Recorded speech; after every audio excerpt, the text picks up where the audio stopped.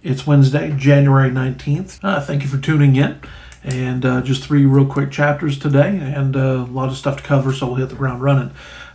First chapter 29, Jacob is on the run. He meets Rachel and meets Laban. Galatians chapter 6, verse 7 says, "Be ye not deceived, God is not mocked, for whatsoever a man soweth, that shall he also reap." Jacob, the supplanter, is about to reap what he sows. Pharaoh had infant Hebrew children killed, and on the 10th plague, his firstborn died. Jacob was rightfully named supplanter and is about to be supplanted. Now it's going to turn out for him, but Jacob pretends to be the firstborn, and we find in this chapter then he's stuck with the firstborn, Leah, and so a little bit of trickery there. And I've always wondered how that happened. Did they not have a wedding? Was there, I guess tradition says that there is a deeper veil, or maybe there wasn't a wedding. I don't know how that works, how you end up with the wrong person. Did Rachel not know about it? I don't know. I don't have an answer to those questions. But I want to notice here, in verse 32, it says that she was hated. Then before that, then verse 32 says, "Now therefore will my husband love me," because she kept having kids. And then we find in a couple verses later that she's still not particularly liked by Jacob. But, having kids doesn't, some people use that as a Band-Aid. That's part of what Leah was doing here. Don't do that. But at the same time, man, I feel bad as I read this for Leah. She had kind of a rough go of it. Chapter 30, the child-bearing wars begin. Of course, you don't see Jacob complaining at all. Then you see, Jacob being hired out for some mandrakes, a little bit of fruit there, and getting poor Leah had to, bribe to get her own husband to sleep with her. But when we get towards the end of this chapter, I've spent, some time trying to figure out the ring strakes, the poplar branches, and all this being. And I'm not sure if it had any bearing. We know that God did it, but did it have anything to do with the sticks? I don't know. But here's what I do know. And I use this story on occasion. Sometimes God blesses us and we try to figure it out.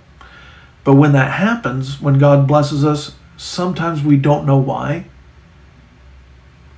And we're not particularly honest with ourselves. I remember early on when we started the church, I was talking to a pastor about his church and, some things, how did God bless? And really by the end of the conversation, I realized through all the talking that he really didn't have a clue. And, I would respect it a little bit more if he said, you know what, I don't have a clue. God did this. And, but, sometimes we're not completely honest for ourselves and we really don't know. I think that's what happened here, but I can't know for sure. So Genesis, then chapter 31. But God doesn't want Laban and his family's influence on the heads of the 12 tribes of Israel, so tells Jacob to get out of town. And 11 boys. Joseph hasn't been born yet. And if you read this account, you'd think there was only one girl. And I don't think that's the case. The Bible tells us through these chapters what we need to know. There weren't other boys born probably, but there were probably more daughters than Tamar. But however, Tamar is going to be in the story later in Genesis, and who her mom is matters when it comes to the actions taken against somebody who messes with her. But notice here also in this chapter that consent was sought from the wives before leaving. They did, Jacob just didn't up and leave, and too many times we see guys looking at their wives saying, you're going to do what I say. And there's consent. There's back and forth. We were doing the Genesis Bible study.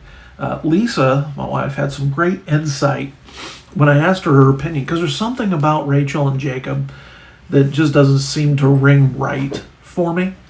And she said this, and it's just, she said this: maybe Rachel just wasn't that into Jacob like Jacob was into her.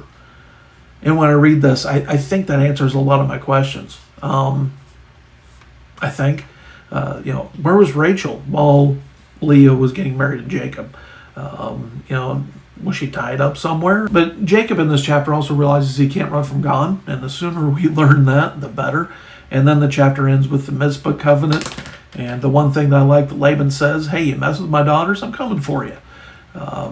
We, of course, try to stay out of our kids' adult lives. But at the same time, somebody messes with your kids, it's, something they'll step up for. So anyway, stay up to date on your reading. And thank you for listening. Have a great day.